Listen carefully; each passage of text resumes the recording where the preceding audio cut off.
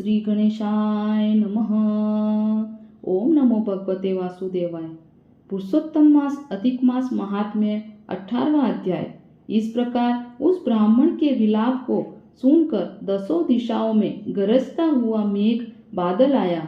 उस मेघ से पर्वतों को कंपायमान करता हुआ तीक्ष्ण स्पर्श करता हुआ बड़े वेग से वायु चलने लगा और अत्यंत जोर से वहां बिजली चमकने लगी और मेघ शब्द से चारों दिशाएं पूरित हो गई।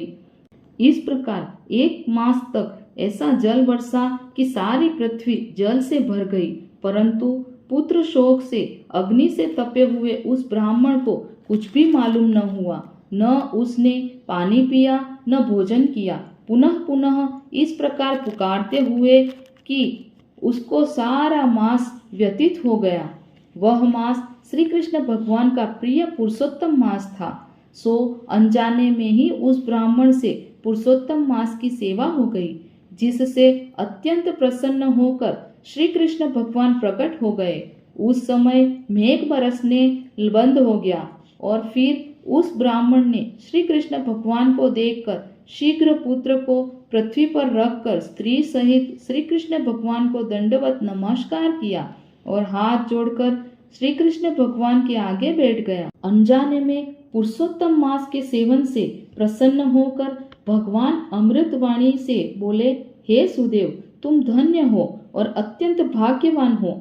जो कुछ होने वाला है सो सुनो। मैं कहता हूँ, हे ब्राह्मण, तेरे इस पुत्र की 12,000 वर्ष की आयु होगी।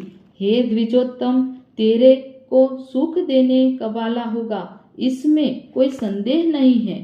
मैंने प्रसन्न होकर तुझको पुत्र दिया। नारायण कहने लगे, हे नारद, भगवान के इतना कहने पर वह ब्राह्मण पुत्र जीवित होकर उठ बैठा और ब्राह्मण और उसकी स्त्री दोनों ही पुत्र को देखकर महा आनंदित हुए और देवता भी पुष्पों की वर्षा करने लगे।